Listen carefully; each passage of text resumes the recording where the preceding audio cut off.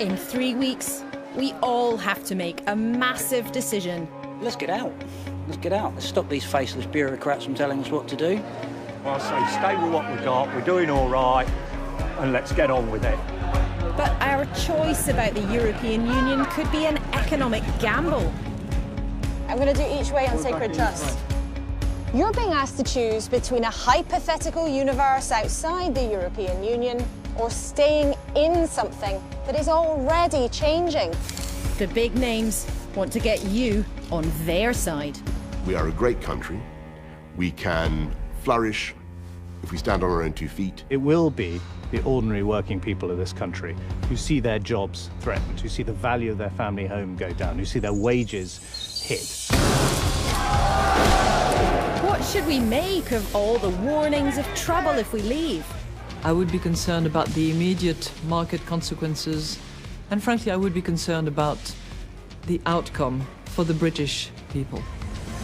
Businesses freeze up, confidence drains, uncertainty clouds over, and an economic shock shakes our nation. It's not going to happen. They're just talking bollocks. Could breaking away set Britain free? I'm really excited. You know, we're the 5th biggest trading nation. Why can't we do this on our own? Let's say knickers to the pessimists. So if we leave, would we be richer or poorer?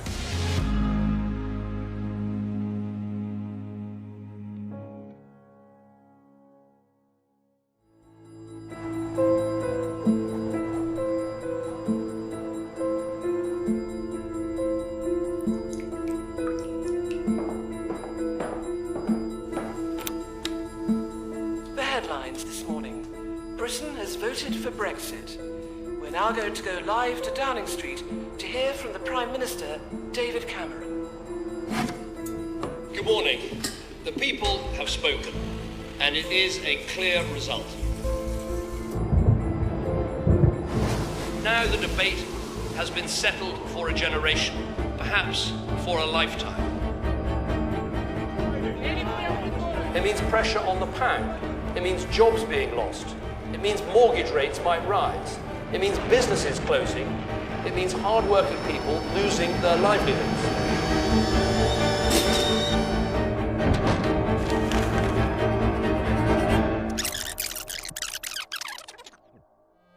But hang on, would it really be doom and disaster if we leave the EU?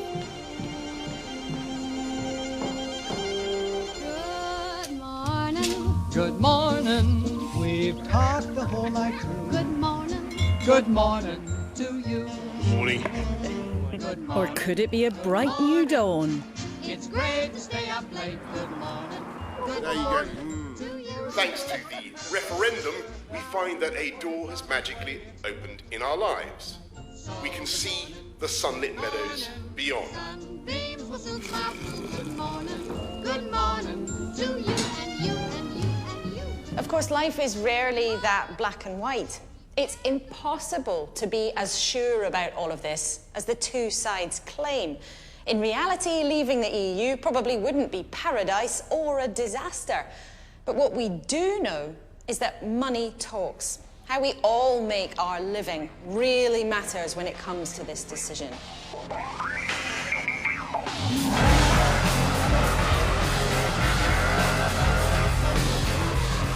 Politicians will do anything right now to grab your attention.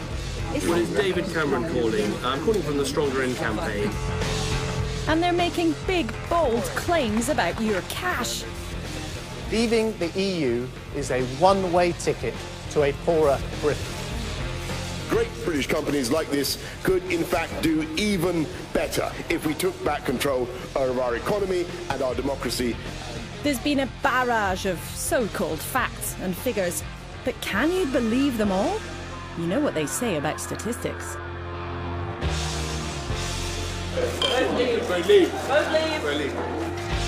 The Out campaign keep pushing one figure that's been impossible to ignore. They've made it in steel. Put it on the side of their bus. and even pretended to burn it. We can take back control of £350 million a week. But £350 million isn't quite the full story about what we send to Brussels. Some of the money never makes it in the first place because of what's called the rebate. And much of the rest of it is spent in the UK anyway. You're claiming that £350 million goes to Brussels every week, and if we vote to leave, somehow we would be able to control all of that money. Now, you know, saying again and again that we just send £350 million to Brussels a week is not telling people the full story. Well, I because agree, much but of that money comes back. But I go into a long account of what I think the full story is, and actually it's about 365 million all in, if you look at the recent ONS figures, I think.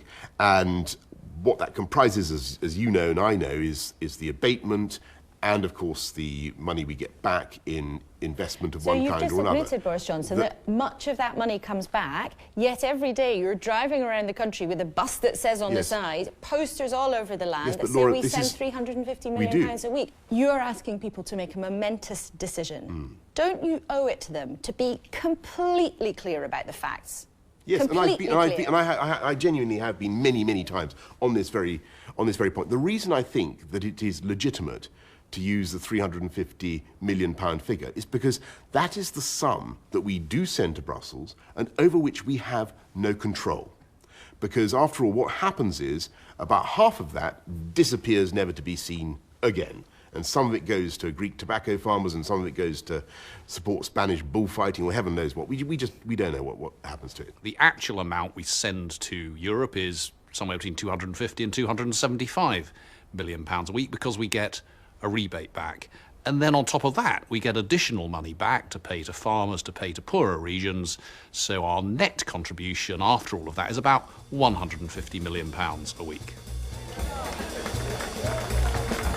Good morning. But on the other side, the Remainers haven't shied away from using figures that could do with some explaining too. Britain would be poorer by £4,300 per household. This could cost families £4,300. That is £4,300 worse off every year, a bill paid year after year by the working people of Britain. You should know that statistic is a forecast. It's an educated guess for 15 years from now. That's quite a big number. Two things are important to be aware of. First, that's not £4,000 a year worse off than you are today. It's £4,000 worse off than you would be in the future. And secondly, there's significant uncertainty around it. When it comes to statistics like the £4,300 number, can we just be clear? That is an educated guess. That is not a fact. So when you and the Prime Minister stand in front of banners, posters that use that figure, that's a guess, not a cast-down fact. Well, if you take the £4,300 number, that's how much the country would be poorer per household if we left the EU. That's a central estimate. It's an estimate. That's well, exactly it's the a central point. estimate. It's a guess. It's based on solid economic research. It's backed up by what the IMF is telling us, the Institute of Fiscal Studies. You know, these are organisations that aren't in the control of the British government. You're not really treating voters with that much respect, are you? Because these are educated guesses, but they are guesses. Well, I think the British people want as much information as possible before they make this huge decision. It's probably the biggest decision any of us will be asked to take as citizens of the United Kingdom in our lifetimes. And they need to know that the Treasury forecasts show the country will be worse off, that almost everyone else's forecasts show the country will be worse off, that individual businesses have told us that they will either not take on new people or cancel investments if we leave the EU. Now, those are all facts.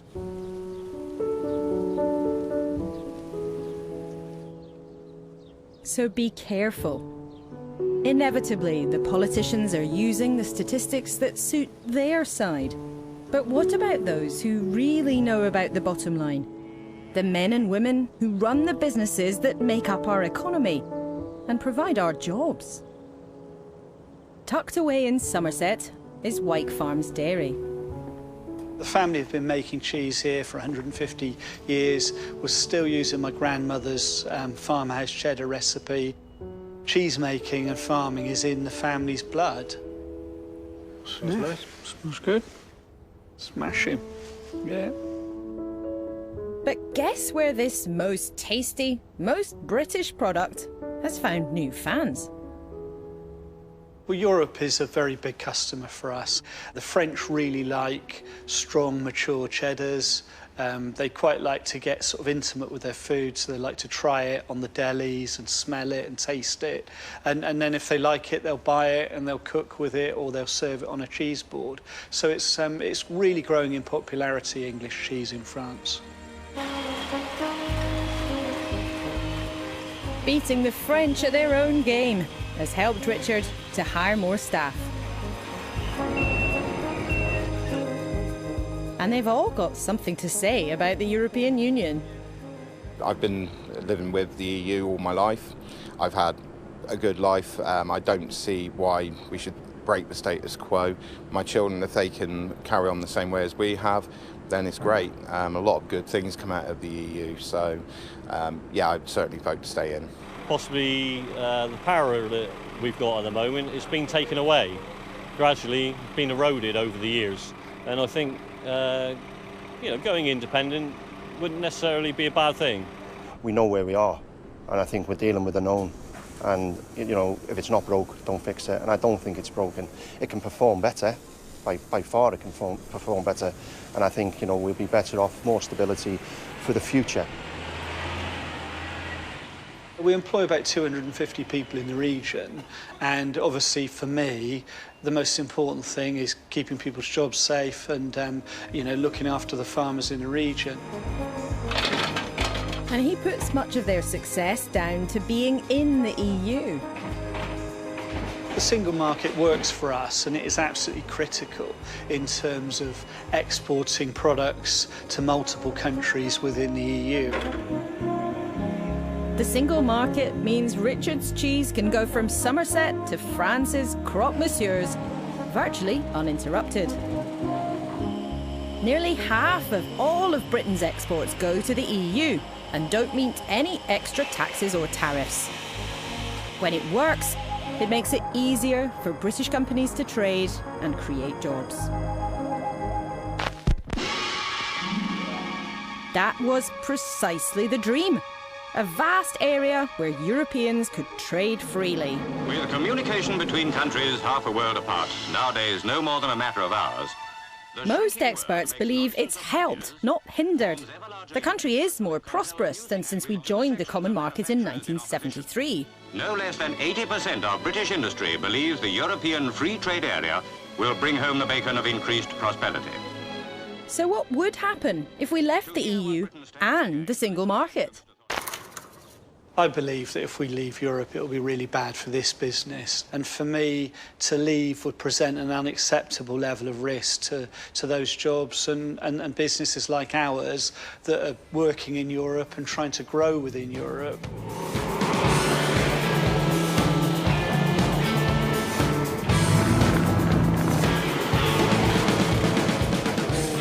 But in Kent, here's a very different kind of business.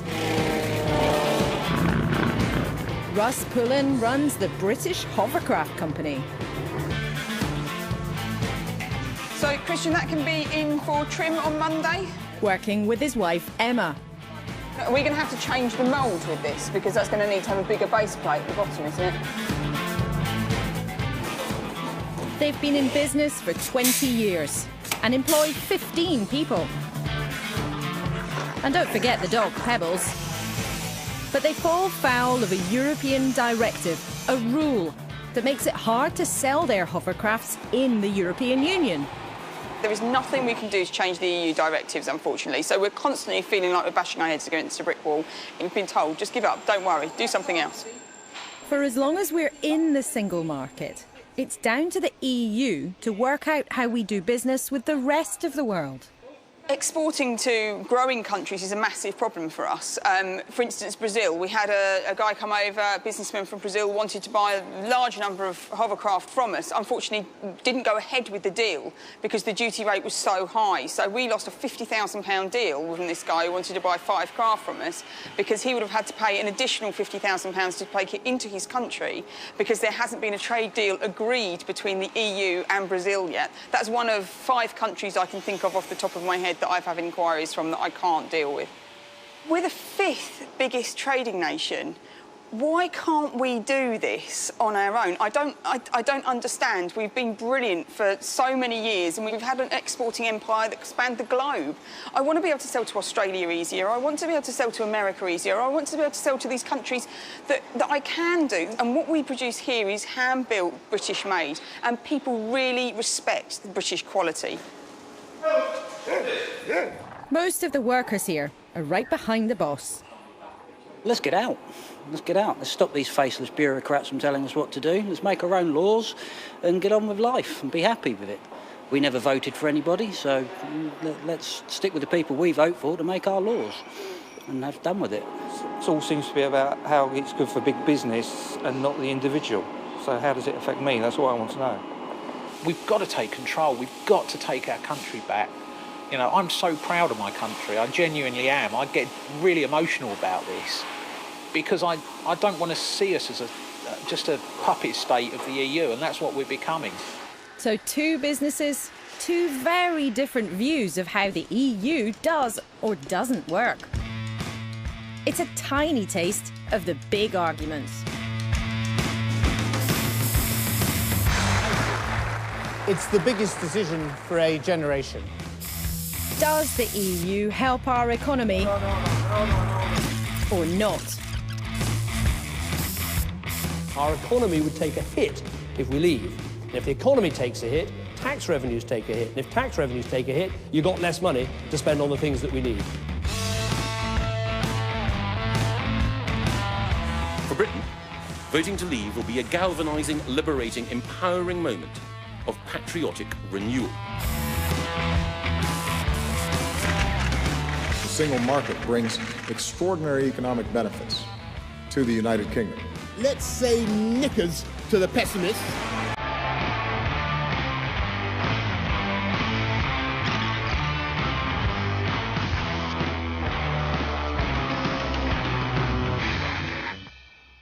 This is about who we want to be, not just how we pay our way. Sometimes it's like the grey suits of the establishment are warning us we'd go broke if we leave. And on the other side, rebels with a cause just promise it would all be fine. At the heart of this battle is a big question. How would we trade with the rest of the EU if we leave? And no one's more worried about that than what is once more one of our biggest industries. Once upon a time, British cars were loved all over the world.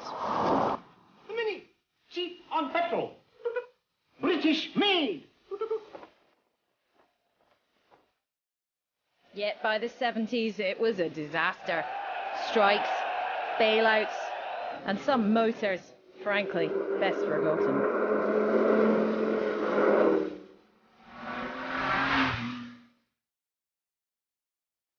But people who support our membership of the EU say it's been a big part of bringing this trade back to life. Now, I worked in the UK car industry. I saw its decline, and I've been part, a small part admittedly, of its continuing success. I want to see that continue. Ian Robertson is the Brit who sits on the board of BMW, one of the foreign giants behind a revival that sees the industry produce 1.5 million cars a year and employs 800,000 people. He fears if we're not part of the EU, trade barriers and costs could pile up. In a situation where the UK was not in the EU, then there could, and I stress could because this is all hypothetical, there could be tariffs put in place which would make competitiveness more difficult. And as a result, you know, in our operations here, we'd have to work very, very hard to try and avoid the risk of having more cost that ultimately gets passed on to a consumer. So cars could become more expensive because you might have to pay more to do business. That could be one of the outcomes. And of course, you know, in our business, it's a very competitive industry.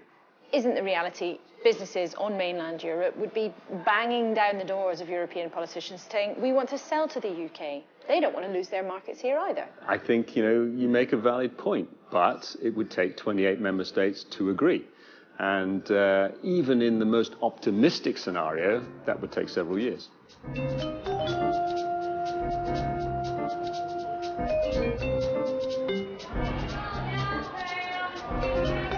Talking about tariffs and trade barriers might sound a bit academic, but it really does make a difference to the pound in your pocket.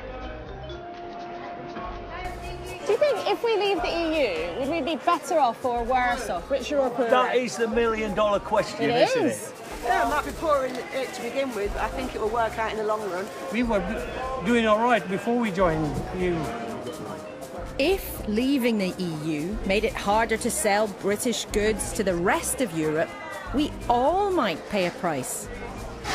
All sorts of people are saying there could be significant trade barriers. Now, can you be straight with people and say, despite your faith in Britain's ability to trade, you can't guarantee any of it, can you?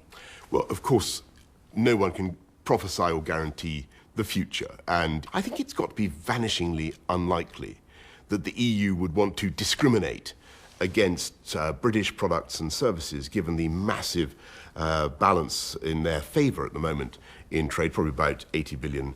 And, you know, why would they do it? It doesn't make any sense. Well, I don't understand why any European country would give to Britain a better deal than they give to themselves. Why would they allow Britain to trade freely with Europe and all the jobs that that brings, if at the same time we're not paying into the European Union budget and accepting the free movement of people? They couldn't possibly do that. Yeah, that defies logic, and you've heard very clearly from all these governments that that wouldn't be the case. So you can't have the benefits of being in the EU without any of the costs, and I think that's an unreal argument you're hearing from the other side. We're all just trying to figure it out. I say stay with what we've got, we're doing all right, and let's get on with it. They'll still want to shop with us, they'll still want to buy off us, we'll still want to buy off them. They need our money, we need their money, so it'll still be the same. I've not made up my mind. I'm still asking for divine inspiration. The Remain camp might not have been able to call on God, at least not yet. But they have had support from some friends in pretty high places. A casual visit from the American president. If one of our best friends is in an organization that enhances their influence and enhances their power and enhances their economy, then I want them to stay in it. Serious tones from the governor of the Bank of England.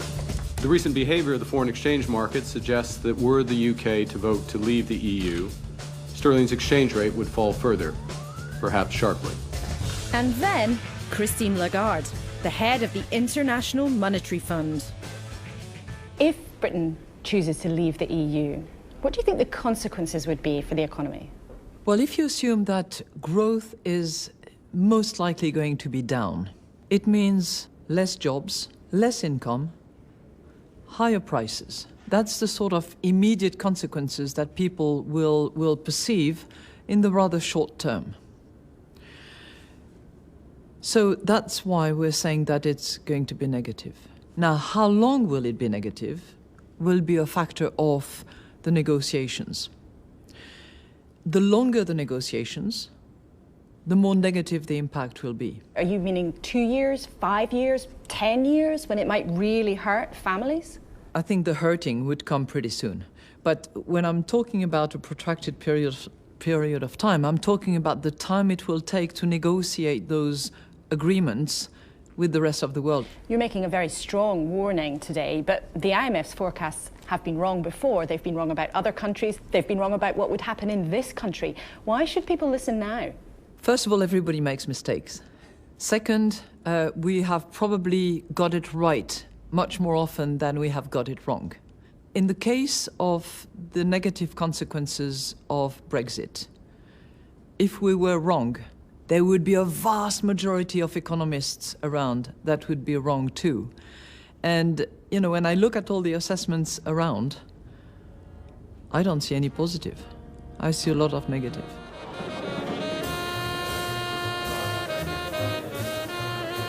Hi, Albury, how you doing? All right? Very nice to see you again. But like in many pubs across the country, the landlord here is having none of it. I wasn't planning on having one till this evening.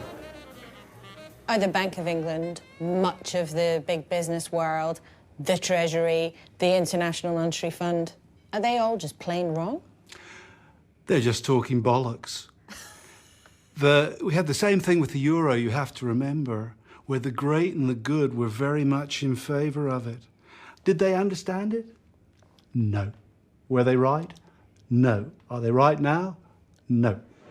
Tim Martin's not exactly your typical landlord. He built up Wetherspoon's pub chain from scratch. Now it turns over more than £1 billion a year and has 35,000 staff. He's given 200 grand of his own cash to the Vote Leave campaign.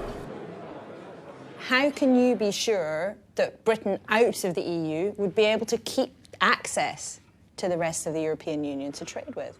Because one of the things they don't teach you at Harvard Business School comes into play, common sense. We buy a lot more from Europe than we sell to Europe. I know from running a business that that means that we can do a hell of a good deal. If, by any chance, we can't buy BMWs from Germany because on a point of principle they don't want to sell to one of their biggest customers, we'll just have to buy a Lexus from Japan or a Volvo from Sweden. Drive one myself, it's very good. But common sense, as you suggest, is not the same as a guarantee that our important trading relationships would still be in place. You can't guarantee that, can you? We can guarantee within independent Britain that we can make our own laws. That's a guarantee. With Europe, with laws being made that we have no or very little control over, that's the danger. Do his regulars think he's right, though? My view is always it's better to be on the inside trying to influence things than it is to be outside and be able to look at it and say, oh, I wish we could still have some say. So I'm very much believe in the devil you know, and I'm definitely a staying in person. I think we'd be better off I think we're strong enough to sustain ourselves without having to worry about other countries and bailing Greece out or, you know, helping out with these people. We're fine now. We're fully functional on our own. So.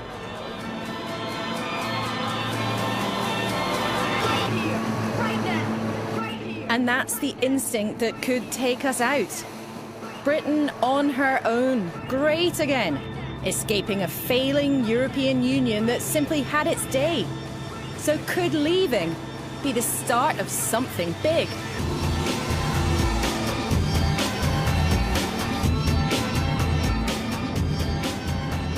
So why couldn't we just leave and be free, rediscover some of our buccaneering trading traditions and head out into the big wide world? Those campaigning to leave say if we've got the guts to go, Britain could get its mojo back. This is the launch of a campaign for freedom, and it's a chance for us to believe in ourselves. That our country has tremendous untapped potential, which independence would unleash. For some British entrepreneurs, leaving the EU would mean saying goodbye to hassle and hello to new prosperity. Instead of looking at the fear of, oh, we can't do a change, or we're going to be Little Englanders, no, we're going to be Great Britaners. We will be Great Britain with all of the world. That could be the East or the West, the North and the South, the whole lot. Pete Chadha deals in data. His IT business in Surrey has 30 staff, He reckons EU rules just can't keep up with his business that's changing all the time. There is a proposed new directive in my area on data protection which will affect £15 billion of extra burden on the UK economy, as said by Deloitte. Not by me, that's a Deloitte's prediction. I think outside of the EU we'll be free of the red tape, and smaller businesses can be more agile without the burden of thinking, oh, what's Brussels want us to do next? We'll form new relationships with Europe itself, but around the world, with India, with China, with countries in Africa, with the States and Canada. We can do it all in this country. And the boss of one of Britain's most iconic brands feels exactly the same. Tate & Lyle sugars have been refining by the Thames for more than 130 years. But our membership of the EU costs them dear. For most ships that bring their raw cane sugar to the dock from outside the EU, they have to pay a handsome fee. The EU is the biggest drag on our business's competitiveness because of the way it regulates. But the last boat that was here, we paid around €3.5 million on import tariffs to the European Union to bring that sugar in. In contrast, our competitors, the beet sugar producers in Europe, get around €160 million a year in subsidy. It's almost as if we send the money to Brussels and then they redistribute it to subsidise our competitors. Britain is a member of the EU. We can, in theory, make a difference to those decisions. We can get our way. We can persuade other people to see our point of view. 12 years ago, before I started working in the cane sugar industry, that's what I thought. But what you realise is that if your issue is in the minority in Europe, you can never win. So, for instance, there are 19 countries in Europe that grow beet sugar and only really 2 or 3 that produce cane sugar. So every time any type of British government has gone to fought our corner in Brussels, no matter how hard they've tried, they always lose because the numbers are against them. That's fine for British sugar beet producers in other parts of the country, but Tate & Lyle thinks it might risk the whole refinery's future.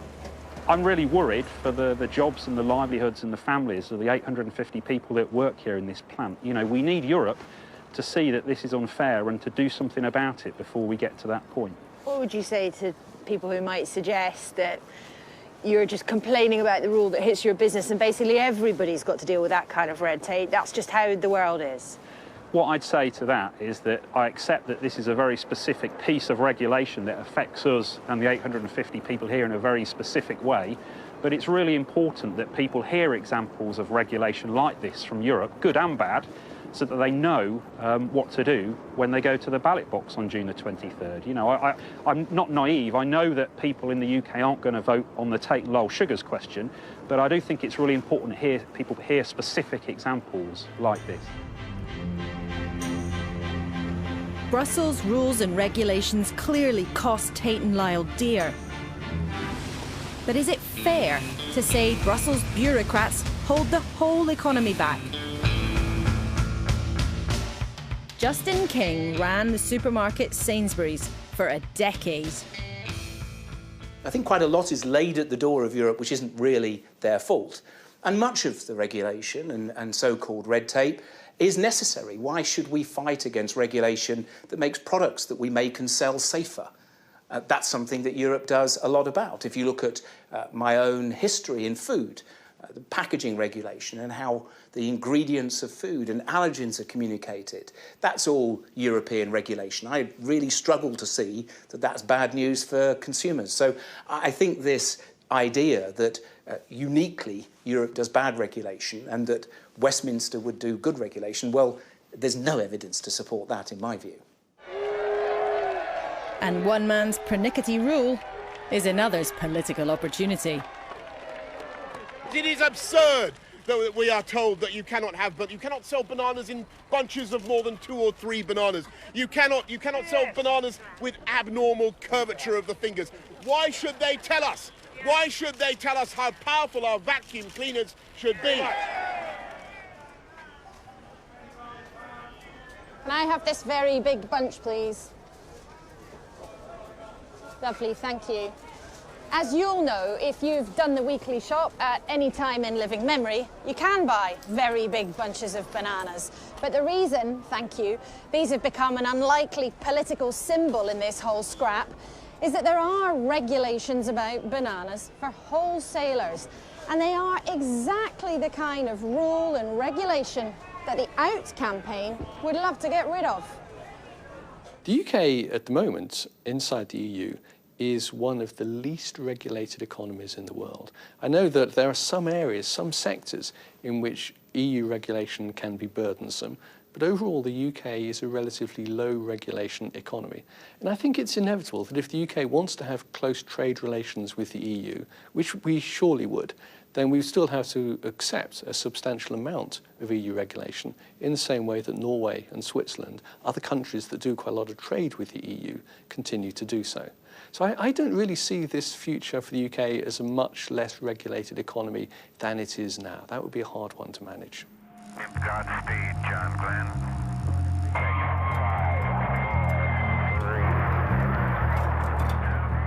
And some of the biggest businesses in the world say the EU does the opposite of hold them back. It's about freedom.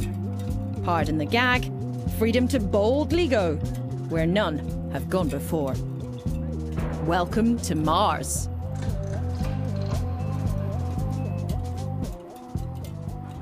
Well, OK, it's actually a warehouse in Stevenage in Hertfordshire.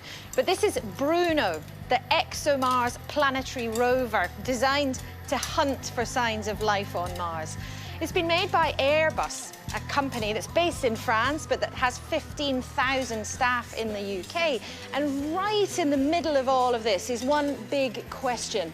Would these kinds of investments still come to the UK if we left the European Union?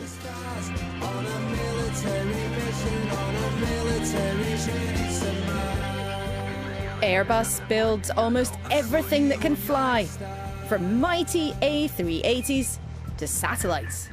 And they're so worried about leaving the EU, they wrote individual letters to all of their staff to say so. Our large aircraft, they're built all around the world, and they're all brought together in Toulouse. And the EU really helps us to do that in a seamless way throughout Europe.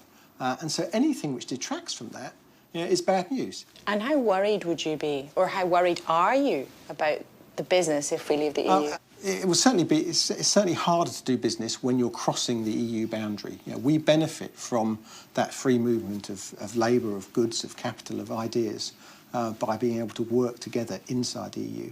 As soon as you go outside of the EU, then by definition, there's going to be changes to that, and that will affect our future decisions. So to really spell it out, you are clear that leaving the EU could see jobs go from the UK to other parts of the world? Well, next time there's a big decision, we really have to have that investment, and without that investment, the jobs go elsewhere.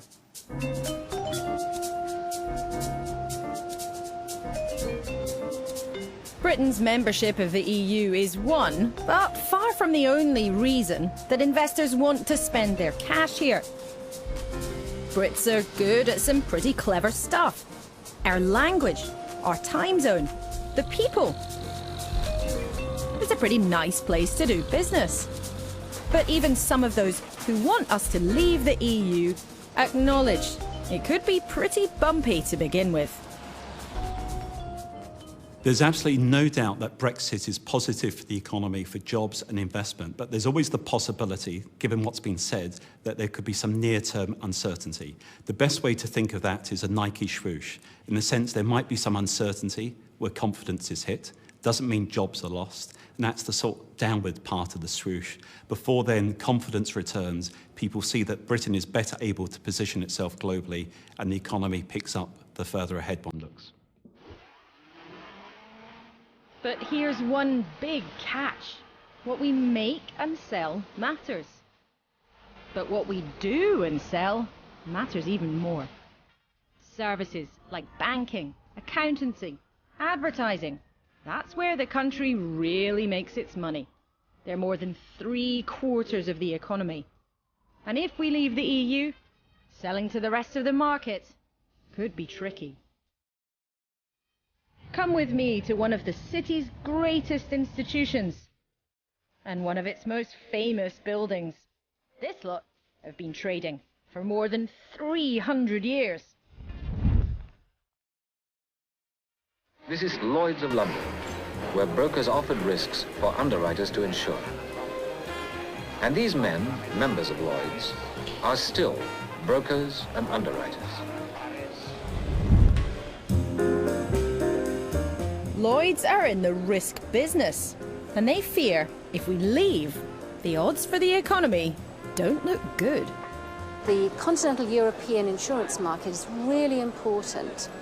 And as a whole trading bloc, it actually makes up the world's largest insurance market. It provides us one regulatory regime where we can easily do business in all of the other European countries. So you're saying at the moment you have one set of rules and regulations, and if we left the EU, there might be 27 more sets of rules and regulations. Yeah. So if the UK were to leave the EU, for Lloyd's, we would have to individually negotiate with each country how we could trade in that country. That means there could be numerous different types of regimes we have to operate in, different regulations we have to comply with, different standards we have to comply with.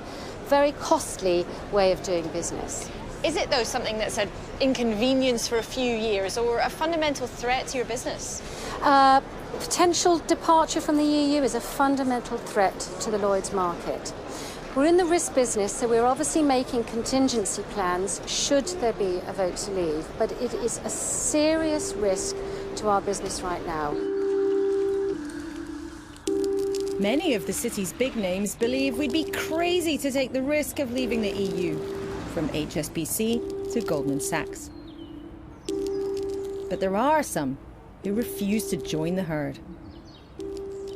There's absolutely no doubt that London will remain the financial centre of Europe. London's competition is no longer Frankfurt, Paris or Amsterdam as it used to be in the past. London's competition is New York, Singapore, Hong Kong. London and the city needs to position itself globally. But if the majority view in the city is right, earnings would shrink if we left the EU.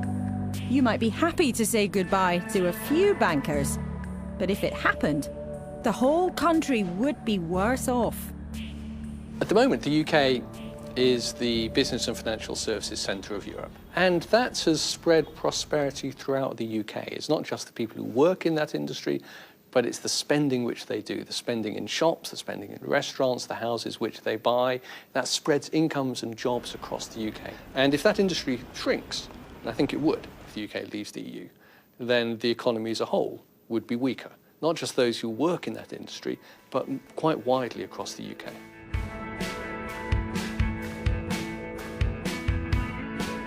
Business isn't the only thing that can move freely around the EU, though. So can people. Under what's called the free movement of labour, we can work anywhere we want in the Union. And people from all the other 27 countries can do the same here.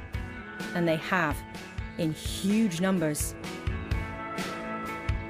In his Somerset dairy packing plant, around 1 in 8 of Richard Clothier's workforce are immigrants, many from Eastern Europe. I worry because I've been in it like 12 years, so I'm a citizen of the UK, but I haven't got a British passport, so I don't know what's going to happen. It could, if UK will step out of the EU, it could be worse for people like me, myself. So yeah, I do worry about it. It depends what's going to happen to people like me. You're talking about operations that have to run 24 hours a day, 7 days a week. And when you've got very low levels of population in rural areas, it's very difficult to find people that want to work outside of 9 to 5, 5 days of the week. So without migrant workers, you know, the lines would stop, unfortunately. At their hovercraft firm, Emma and Russ Pullen also employ a couple of Eastern Europeans. But Emma would much rather see Brits in work. I'm hoping, and we all hope, that coming out of the EU we can spend more money on apprenticeships and get more people that are out there into the jobs where they're needed. Let's see if we can train our own workforce up to get back into roles that we can fill. At the same time, we're not going to open the door on the 24th and kick everyone out across the channel. But even Christian from Poland, who's made Kent his home, wants out of the EU. We should leave United Europe just because it's too much immigration and not legal. And I think it's enough, to be honest, me as an immigrant as well. So if we allow to take more people in UK, we're going to be in big trouble, to be honest.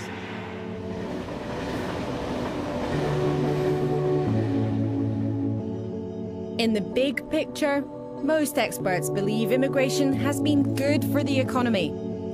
But there is some evidence that it's held wages down for some of the lowest paid. And broadly, the less well off you are, the more likely you are to want to leave. With immigration at the front of many voters' minds, the Leave campaign wants you to see this as a fight between haves and have-nots. They claim the EU's been good for fat cats, but has left many people behind. Win that argument, and when it comes to the vote, all bets are off. You've characterised this as a battle between the elites and the ordinary man. You're part of the elite, though, aren't you? It is, in a sense, a struggle between people who want to take back control and a small group of people who do very well out of the current system, and who are able, and who know Christine Lagarde and can go moi with her on, you know, at Davos or whatever it happens to be. Of course they're going to be in favour of the system, but there are plenty of people who want to see proper democratic control, who want the democracy of their country restored, and feel it's weird that it is simply being given away for no particular gain. Boris Johnson told us it's a struggle between the ordinary man and people who go to Davos and know Christine Lagarde to greet her saying moi, moi, kissing on both cheeks. Well, look, as I say, the people who are the Leave campaigners are not going to be the people who pay the economic price if we leave. It will be the ordinary working people of this country who see their jobs threatened, who see the value of their family home go down, who see their wages hit, who don't have the certainty of living in a country that's trading with the world. You know, they are the people who are going to pay the price, the working people of Britain, if we vote to leave and the economy suffers. There is some evidence some people's wages have suffered as a result of immigration. Aren't they entitled to be a bit fed up about that? And of course, when it comes to immigration, there are very understandable concerns that people have. And that's why we want to have immigration controls. So you can't just come to this country and get welfare payments and the like. You have to put in before you get out. But you don't control immigration by wrecking the economy. I mean, that would be a crazy approach to take. And in the last week, David Cameron and George Osborne have gone to DEFCON 1 with their warnings of the economic shock we'd face if we choose to go. The shock to our economy after leaving Europe would tip the country into recession. House prices would be hit by at least 10% and as much as 18%. The stakes couldn't be higher, the risks couldn't be greater. It would be a DIY recession. Across Britain, as many as 820,000 jobs could be lost. It is the self-destruct option.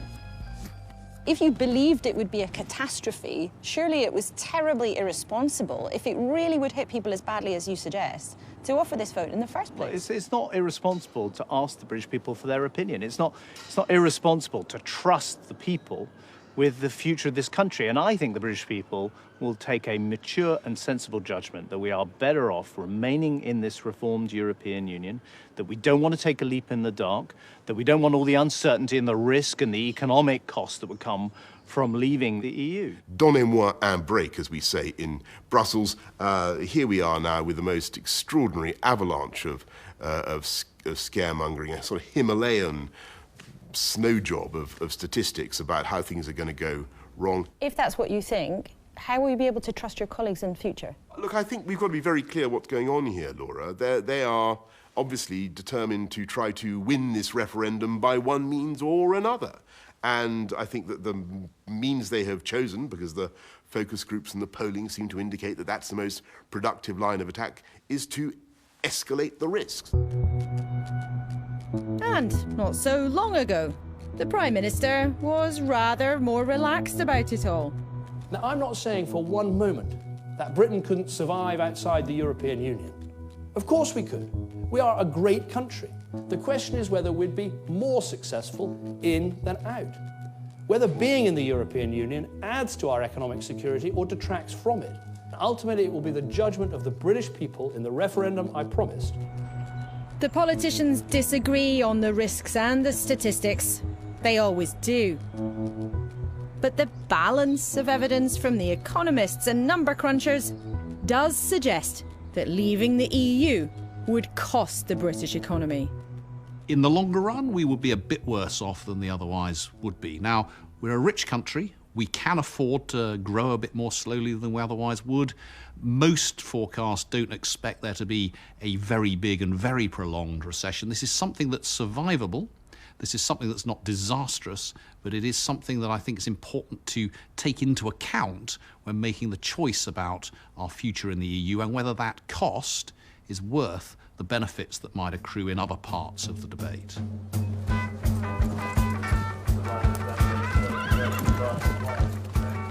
With it all so uncertain, the way you choose to vote might depend on how you feel about taking a risk. Don't take that, then what would you like? Right, OK, well, I like the sound of sacred trust. Whichever way we go, it could be a bit of a gamble. Do you think it's a risk? Well, nobody knows one way or the other, do they? I suppose you're going to take your choice. All right, I'm going to do each way on sacred trust. 250 each way, 6.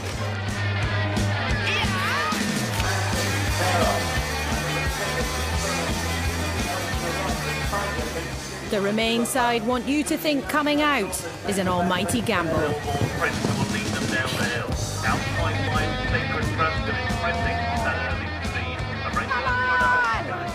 A gamble with your job, your mortgage, your future.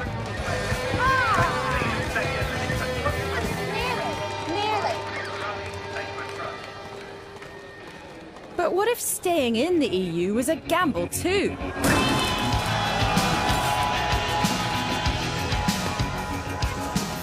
The EU is in trouble.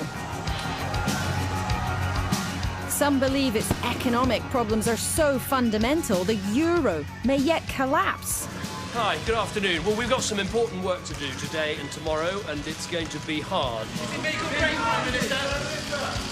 Part of the plan to keep the currency together is tighter common controls on their economies, moving closer together, not further apart. We're not in the euro, but we can't escape its effects. The EU is moving in fundamentally the wrong direction. As you know, the euro is in dire trouble. They're trying to prop it up. What's happening in Greece is by no means solved. The Italian banks are basically bust. They're going to have to go forward with measures to lock Europe together ever tighter. It's been clear that we can't get out from under the consequences of that. They are going to want to create a fiscal union in which the single market institutions would be used. Britain could not escape, and could not escape paying for it. Do you accept there are some risks of staying in the EU? No, I don't. I think Britain has the best of both worlds. We're in the single market. That's the crucial free trade zone that supports a lot of jobs in Britain.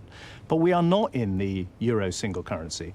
We're not in the single border area that have caused these problems on the continent of Europe. It's a complete illusion to think that we would somehow protect ourselves by cutting ourselves off from the continent of Europe. A huge amount of our jobs and prosperity depends on that. I'd rather do what Britain's always done, which is get stuck in, fight our corner, win our arguments, win our battles. We should have self-confidence in our country's ability to shape the world and shape our continent, rather than pulling up the drawbridge. That's always been a disaster for Britain when we've done that in the past, and we shouldn't do it in the future. Are you willing to take a punt on leaving? I'm very much like that. It's a hard decision to make. It's really, really tough. Why do you think it's difficult? Because you get some scare stories from each side, and it's a big decision. And if you get it wrong, both sides say the implications if you get it wrong are huge. What's difficult about this decision, but we have to be honest about, is that it is all a bit of a gamble.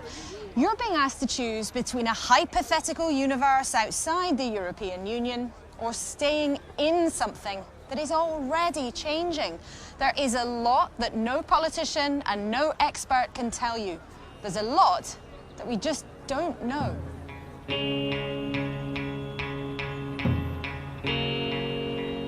So without certainty, you're left with a choice between two visions of how we might win or lose.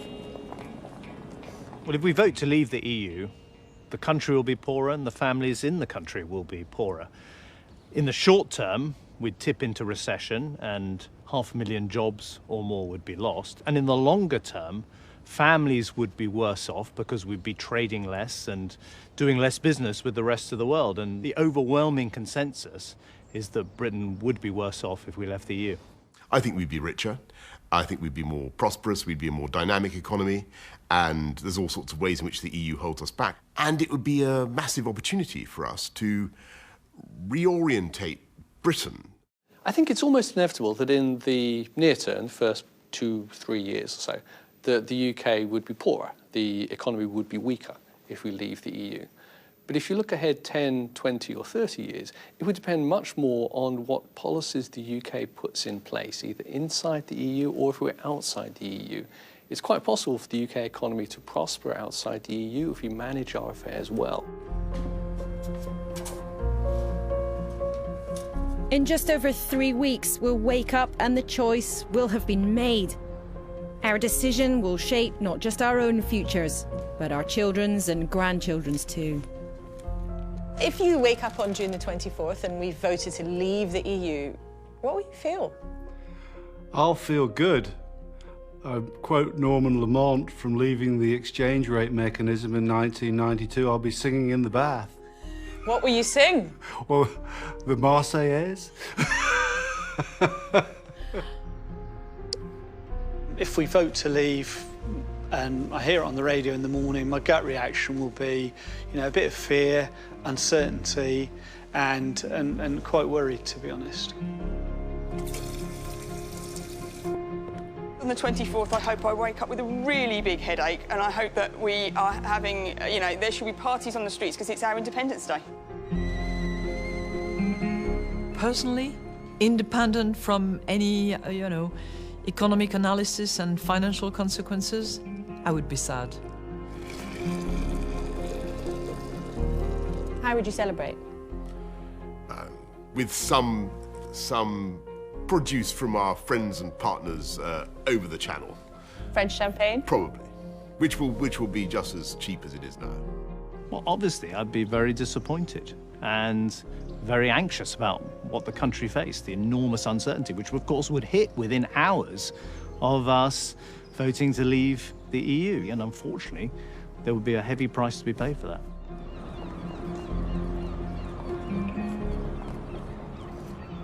Any election is asking you to take a punt about the future. In this campaign, claims of disaster or opportunity, well, they're punts too. Guesses made by very smart people, but guesses nonetheless. It's true most of the evidence suggests we'd be worse off in the short term if we choose to leave.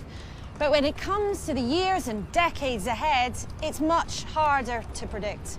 How we earn our living as a country is important, of course, but it's up to all of us to mull that over with the other parts of being in the European club. Not just whether we're richer or poorer, but who we are and who's in charge.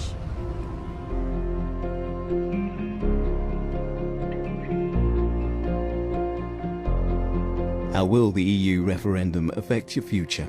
Younger voters have their say in a debate hosted by Victoria Derbyshire. How Should I Vote? Available now on BBC iPlayer. Next tonight on BBC Two, Jules Holland and musical guests on Later.